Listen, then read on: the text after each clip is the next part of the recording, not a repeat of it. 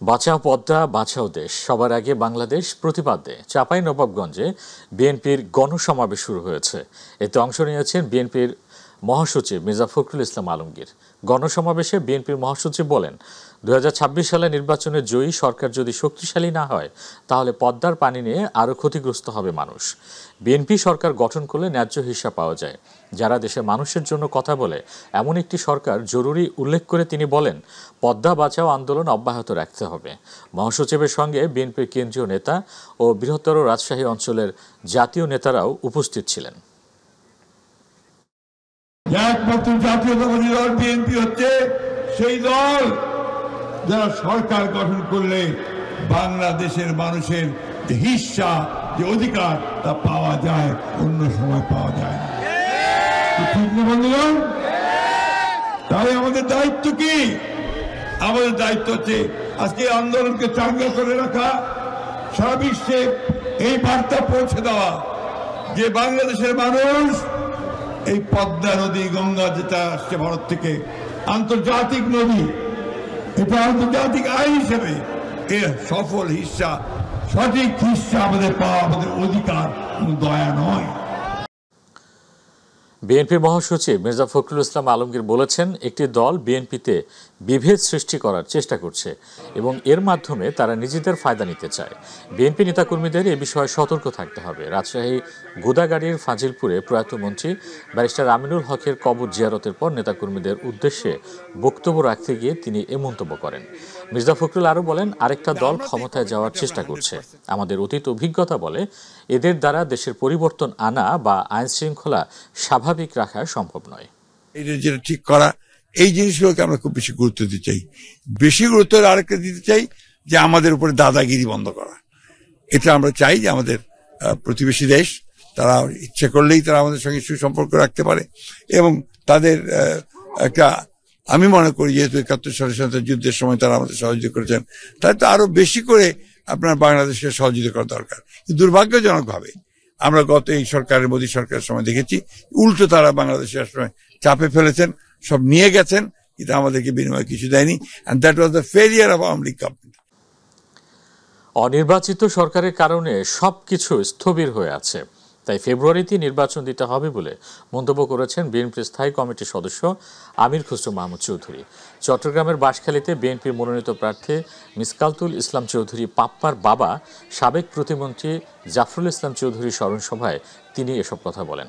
BNP ক্ষমতায় গেলে একটি গোষ্ঠী পরাজিত হবে জেনে নির্বাচন বানচাল করার চেষ্টা করছে বলেও মন্তব্য করেন আমির খসরু মাহমুদ চৌধুরী।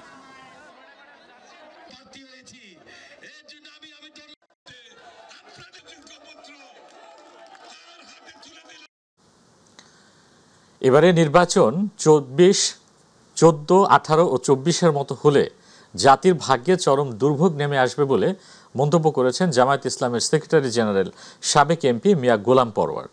সকালে মোটরসাইকেল শোভাযাত্রার উদ্বোধনকালে খুলনার 0 পয়েন্টের পথসভায় তিনি এ মন্তব্য করেন। আগামী নির্বাচনে ভয়ভীতি দিয়ে ভোটার যেন চাপ সৃষ্টি করা না হয়, সেজন্য ভোট কেন্দ্রে পাহারা দেওয়ার জন্য সকলকে ঐক্যবদ্ধ থাকার আহ্বান জানান তিনি। নিরপেক্ষ নির্বাচন না দিতে পারলে পালানোর পথ থাকবে না বলে মন্তব্য করেন এই জামায়াত নেতা।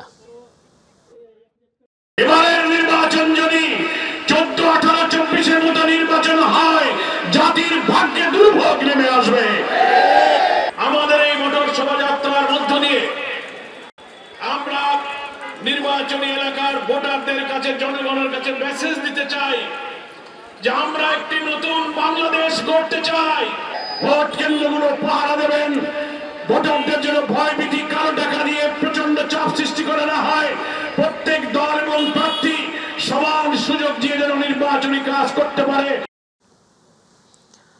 স্বরাষ্ট্র উপদেষ্টা লেফটেন্যান্ট জেনারেল অবসরপ্রাপ্ত মোহাম্মদ জাহাঙ্গীর আলম চৌধুরী বলেছেন, শেখ হাসিনা সহ মানবতা বিরোধী অপরাধে অভিযুক্তদের মামলার রায় 17 নভেম্বর তারিখে অবশ্যই ঘোষণা হবে।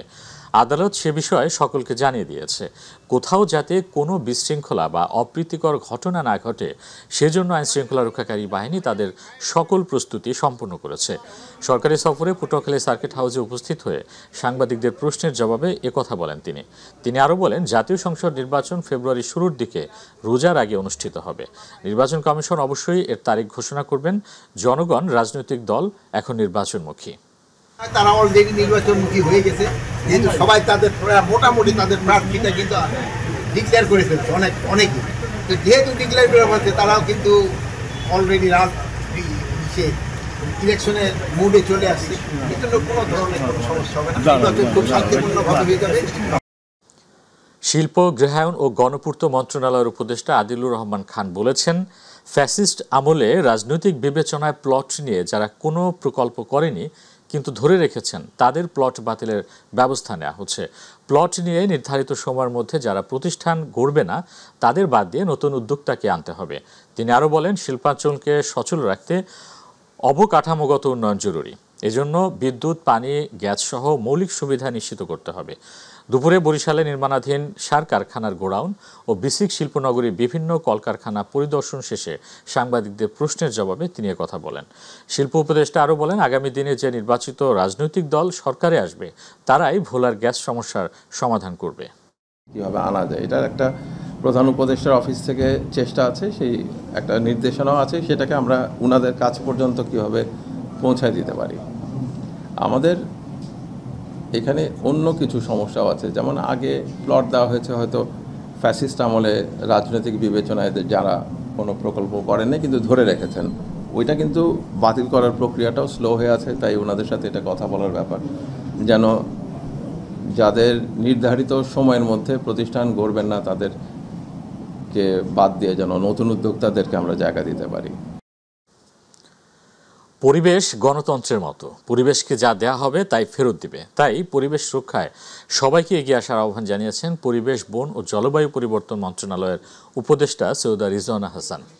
সকালে কেরানীগঞ্জের দাড়িপাড়ায় জলবায়ু পরিবর্তনের প্রভাব মোকাবেলায় ঢাকা মহানগর ও উপজেলা এলাকার ৪৪টি খাস পুকুর ও জলাশয় সংস্কার, উন্নয়ন, সৌন্দর্য বর্ধন ও পরিবেশ সংরক্ষণ প্রকল্পের অংশীজনদের সঙ্গে মতবিনিময় সভায় তিনি এ মন্তব্য করেন।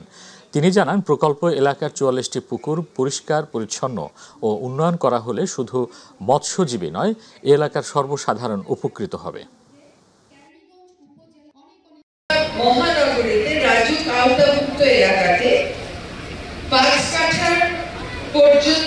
কাঠা থেকে তদন্ত যত প্লট আছে, সব প্লটে বাড়ির মালিকেরাই যেন একটা সিভেজ ট্রিটমেন্ট প্ল্যান্ট বা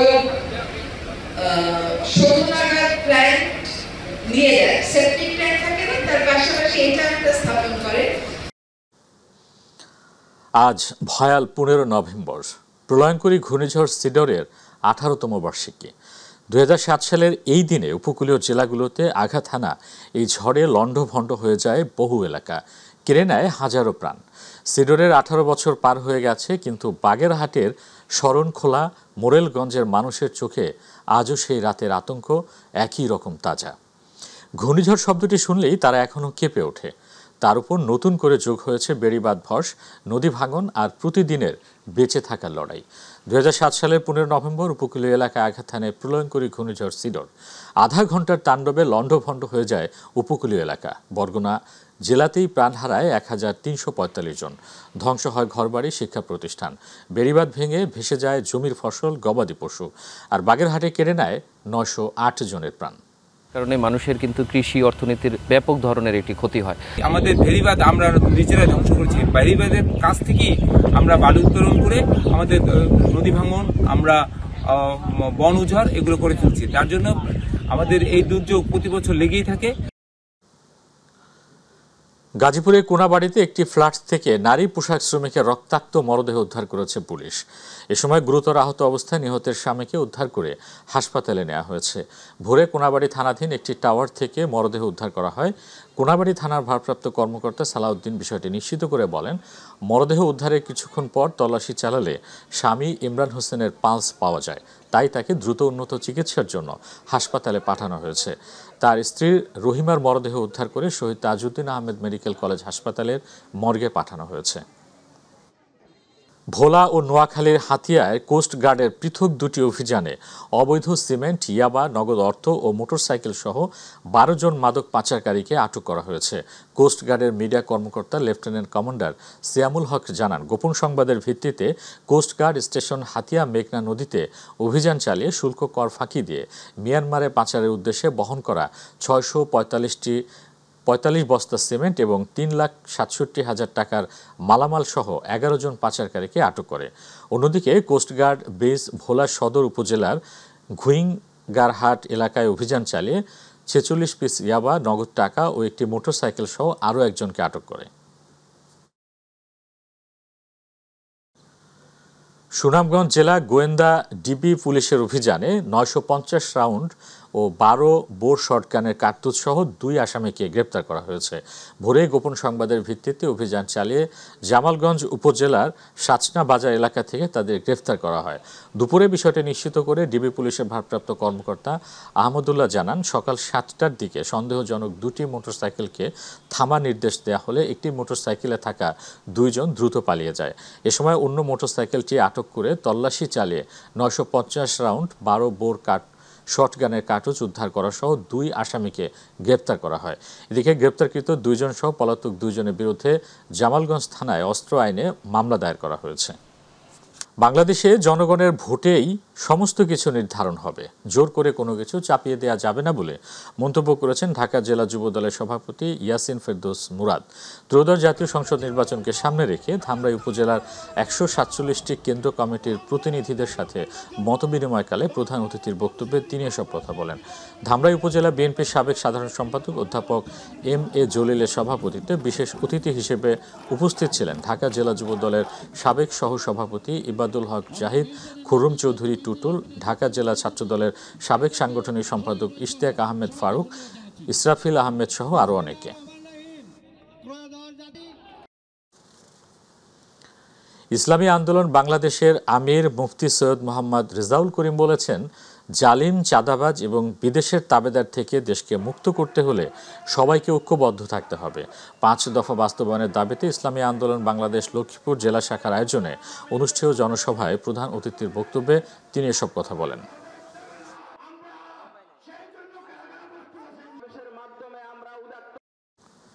ব্রাহ্মণবাড়িয়া 4 আসনের বিএনপি প্রার্থী মুশফিকুর রহমান বলেছেন, অন্তর্বর্তী সরকারের প্রধান উপদেষ্টা ফেব্রুয়ারি মাসের প্রথম দিকে নির্বাচনের তারিখ দিয়েছে, নির্বাচনের সাথে গণভোট দিয়েছে। নির্বাচনের দিন গণভোট হলে কোনো ক্ষতি নেই। সকালে আখাউড়া নিজ নির্বাচনী এলাকা আখাউড়া রেলওয়ে স্টেশনে সাংবাদিকদের 8টি ইসলামী দল নির্বাচনের আগে গণভোটের দাবি প্রসঙ্গে এক প্রশ্নের জবাবে তিনি এসব কথা বলেন।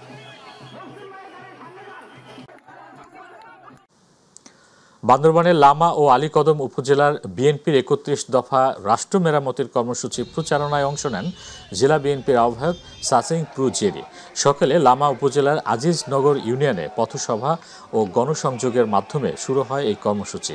এ সময় জেলা বিএনপির সিনিয়র যুগ্ম আহ্বায়ক অধ্যাপক ওসমান গনি, যুগ্ম আহ্বায়ক মুজিবুর রশিদ, আব্দুল মাবুদ, মুশিউর রহমান মিটন, সদস্য সাদিকুর রহমান জুয়েল, জেলা শ্রমিক দলের সহসভাপতি আজম উদ্দিন উপস্থিত ছিলেন।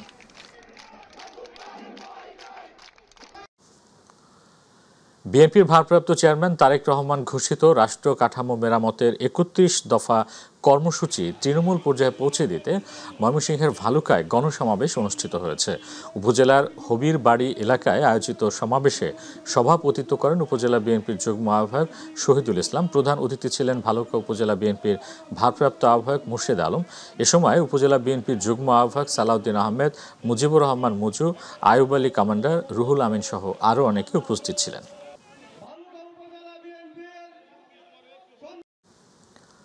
ব্রাহ্মণবাড়িয়া সরকারি কলেজ ছাত্রদলের উদ্যোগে বিএনপির ভারপ্রাপ্ত চেয়ারম্যান তারেক রহমান ঘোষিত রাষ্ট্র কাঠামো মেরামতের 31 দফার উপর কুইজ প্রতিযোগিতার পুরস্কার বিতরণ অনুষ্ঠিত হয়েছে। সকালে কলেজ ক্যাম্পাসে আয়োজিত অনুষ্ঠানে প্রধান অতিথি ছিলেন কেন্দ্রীয় বিএনপির অর্থনৈতিক সম্পাদক, জেলা বিএনপির সভাপতি ইঞ্জিনিয়ার খালেদ হোসেন মাহবুব শ্যামল, জেলা বিএনপির সাবেক সদস্য সভাপতি হাফিজুর রহমান মোল্লার সভাপতিত্বে জেলা ছাত্রদলের যুগ্ম আহ্বায়ক সাজিদুর রহমান সাজিদের সঞ্চালনায় বিশেষ অতিথি ছিলেন জেলা বিএনপির সাধারণ সম্পাদক সিরাজুল ইসলাম সিরাজ, সিনিয়র সহসভাপতি জহিরুল হক খোকন সহ আরও অনেকে। কুমিল্লার দেবিদ্বার উপজেলার গুনাইঘর উত্তর ইউনিয়নের ধলাহাঁস গ্রামে বিএনপির নেতাকর্মীদের নির্বাচনী প্রচারণা ও মতবিনিময় সভা হয়েছে। ধলাহাঁস কেন্দ্রীয় ঈদগাহে হারুনুর রশিদ ভূঁইয়ার সভাপতিত্বে ও ফরহাদ উদ্দিনের সঞ্চালনায় প্রধান অতিথি ছিলেন কুমিল্লা উত্তর জেলা বিএনপির সাবেক সিনিয়র যুগ্ম সাধারণ সম্পাদক ব্যারিস্টার ভিউল আহসান মুন্সি। বিশেষ অতিথি ছিলেন দেবিদ্বার উপজেলা বিএনপির সাংগঠনিক সম্পাদক নজরুল ইসলাম, সাবেক স্বেচ্ছাসেবক দলের আহ্বায়ক নুরুল ইসলাম রিপন খান, ইউনিয়ন বিএনপির সভাপতি সৈয়দ আহমেদ ও সাধারণ সম্পাদক আবুল বাশার, উপজেলা স্বেচ্ছাসেবক দলের প্রচার সম্পাদক আবুল কালাম ভূঁইয়া সহ আরও অনেকে।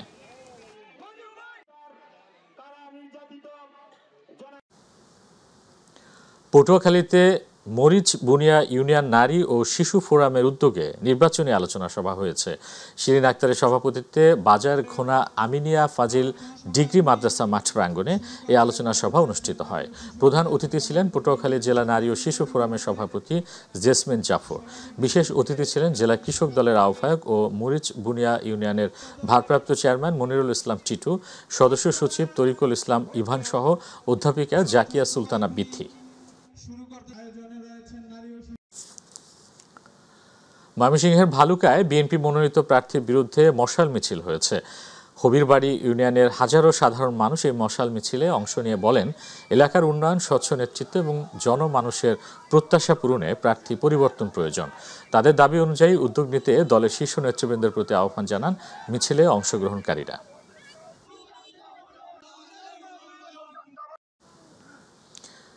চিহ্নিত মাদক কারবারি, ছিনতাইকারী, চাঁদাবাজ এবং একাধিক মামলায় আসামি সাদ মাহমুদ সৈকতকে গ্রেফতার ও শাস্তির দাবিতে অতিষ্ঠ গাইবান্ধা শহরের মাস্টারপাড়ার এলাকাবাসী মানববন্ধন ও বিক্ষোভ করেছে। সকালে শহরের V8 রোডে ঘণ্টাব্যাপী মানববন্ধন চলাকালে বক্তব্য রাখেন আবুল কাশেম, শিপন মিয়া, জাকির হোসেন, সাত্তের মিয়া, ফয়সাল আহমেদ সহ অন্যান্যরা। এ সময় বক্তারা সৈকতকে দ্রুত গ্রেপ্তারের দাবি জানান এবং গ্রেপ্তারের দাবিতে পুলিশ সুপার বরাবর স্মারকলিপি প্রদান করেন। সাতক্ষীরায় জুলাই শহীদ স্মৃতিস্তম্ভ এর আনুষ্ঠানিক উদ্বোধন করা হয়েছে। সকালে পুরাতন ডাক বাংলো প্রাঙ্গণে নির্মিত এই স্মৃতিস্তম্ভের ফলক উন্মোচন করেন জেলা প্রশাসক মোস্তাক আহমেদ। স্মৃতিস্তম্ভ উদ্বোধন শেষে জেলা প্রশাসক প্রাণ শায়ের পাড়ে নির্মিত ওয়াকওয়েও আনুষ্ঠানিক উদ্বোধন করেন। উদ্বোধন শেষে শহীদদের আত্মার মাগফিরাত কামনায় দোয়া করা হয়। এ সময় পুলিশ সুপার মনিরুল ইসলাম, অতিরিক্ত জেলা প্রশাসক বিষ্ণুপদ পাল, অতিরিক্ত জেলা প্রশাসক মইনুল ইসলাম মঈন, জেলা জামায়াত ইসলামীর আমির শহীদুল ইসলাম মুকুল, জেলা বিএনপি সদস্য সচিব আবু জাহিদ ডাবলু সহ আরও অনেকে উপস্থিত ছিলেন।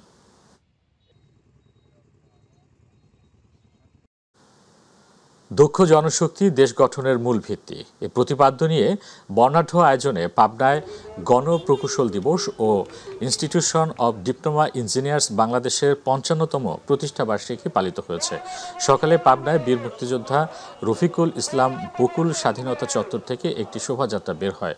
শহরের আব্দুল হামিদ সড়ক প্রদক্ষিণ শেষে শোভাযাত্রা মুক্ত মঞ্চে এসে শেষ হয়। এ সময় বক্তব্য রাখেন পাবনা সদর সার্কেলের অতিরিক্ত police super Shariful Islam, Pabna polytechnic ইনস্টিটিউটের অধ্যক্ষ হুমায়ুন কবির, প্রেস ক্লাব সম্পাদক জহুরুল ইসলাম, IDEB পাবনা শাখার সভাপতি মহসিন আলী সহ অনেকে। সিরাজগঞ্জের উল্লাপাড়ায় শিক্ষার পরিবেশ ও মানোন্নয়ন বিষয়ে এক মতবিনিময় সভা হয়েছে। বিজ্ঞান কলেজের অধ্যক্ষ মুক্তার হোসেনের সভাপতিত্বে ফিরোজ রশিদের সঞ্চালনায় অনুষ্ঠানে প্রধান অতিথি ছিলেন বিএনপি মনোনীত প্রার্থী ও সাবেক সংসদ সদস্য এম আকবর আলী।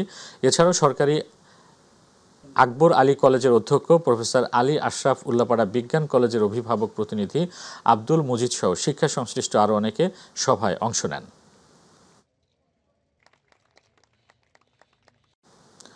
মেহেন্দিগঞ্জের উলানিয়া ইউনিয়নের সিরাত প্রতিযোগিতা ও পুরস্কার বিতরণ অনুষ্ঠান অনুষ্ঠিত হয়েছে। সকালে মেহেন্দিগঞ্জ উপজেলার উত্তর উলানিয়া ইউনিয়নে উলানিয়া করোনেশন স্কুল মাঠে সিরাত পাঠ প্রতিযোগিতা ও পুরস্কার বিতরণ অনুষ্ঠিত হয়। প্রতিযোগিতায় 4টি ইউনিয়নের 68টি প্রাথমিক বিদ্যালয়, 65টি মাধ্যমিক বিদ্যালয় ও 11টি মাদ্রাসার প্রায় 7 শতাধিক শিক্ষার্থী অংশগ্রহণ করে। 3টি গ্রুপে সম্মিলিতভাবে সহ প্রতিষ্ঠান ভিত্তিক প্রথম, দ্বিতীয়, তৃতীয় স্থান অধিকারকারী 190 জন শিক্ষার্থীদের মাঝে পুরস্কার প্রদান করা হয়। অনুষ্ঠানে প্রধান অতিথি থেকে পুরস্কার বিতরণ ও বক্তব্য রাখেন আইনজীবী ব্যারিস্টার ইমরান হোসেন। এ সময় মোজাম্মেল হক তালুকদার, আমজাদ হোসাইন, আকবর সিদ্দিক ইকবাল, মুস্তফা কামাল, জয়নাল সহ আরও অনেকে উপস্থিত ছিলেন।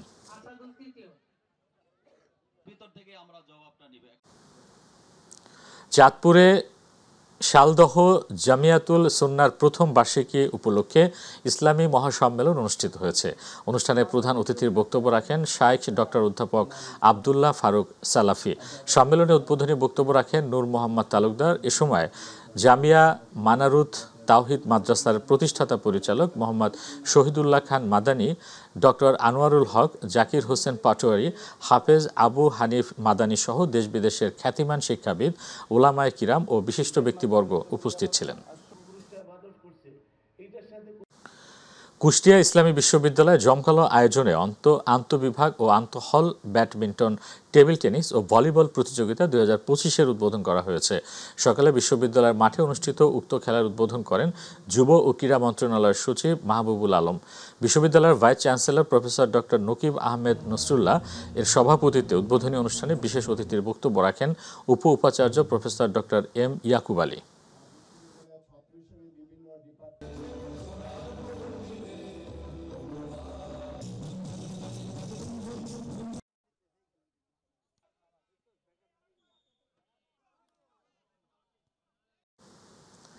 তারুণ্যের উৎসব উদযাপন উপলক্ষে গাইবান্ধা জেলা প্রশাসন ও জেলা ক্রীড়া অফিসের আয়োজনে এবং জেলা ক্রীড়া সংস্থার সহযোগিতায় গাইবান্ধা আন্তঃ কলেজ ফুটবল টুর্নামেন্ট 2025-এর উদ্বোধন করা হয়েছে।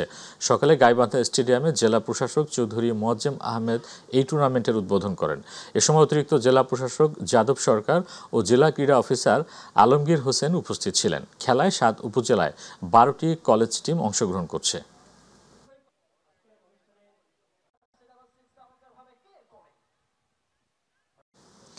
ঢাকার কেরানীগঞ্জে শহীদ জিয়া স্মৃতি ফুটবল টুর্নামেন্ট ফাইনাল খেলা অনুষ্ঠিত হয়েছে। খেলায় প্রধান অতিথি ছিলেন ডাকসুর সাবেক ভিপি ও বিএনপি চেয়ারপারসন উপদেষ্টা আমানুল্লাহ আমান। পরে তিনি বিজয়ী ও রানার আপ দলের খেলোয়াড়দের হাতে পুরস্কার তুলে দেন। এ সময় শাক্তা অগ্রপথিক তরুণ সংঘের সভাপতি এম এ বাকারের সভাপতিত্বে অনুষ্ঠিত এ পুরস্কার বিতরণ অনুষ্ঠানে উপস্থিত ছিলেন সাবেক জেলা রেজিস্ট্রার সাবেকুর নাহার, হাজি তাইজউদ্দিন, কেরানীগঞ্জ মডেল থানা বিএনপির ভারপ্রাপ্ত সভাপতি হাজি শামীম হাসান, সহসভাপতি হাজি রুহুল আমিন সহ অনেকে।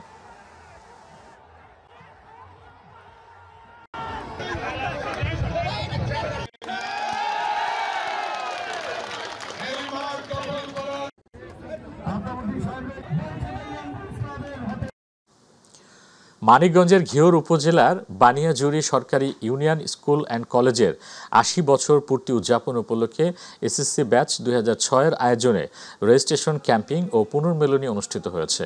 গতকাল বানিয়াজুরি সরকারি ইউনিয়ন স্কুল অ্যান্ড কলেজ প্রাঙ্গণে কেক কেটে দিনব্যাপী এই অনুষ্ঠানটি অনুষ্ঠিত হয়।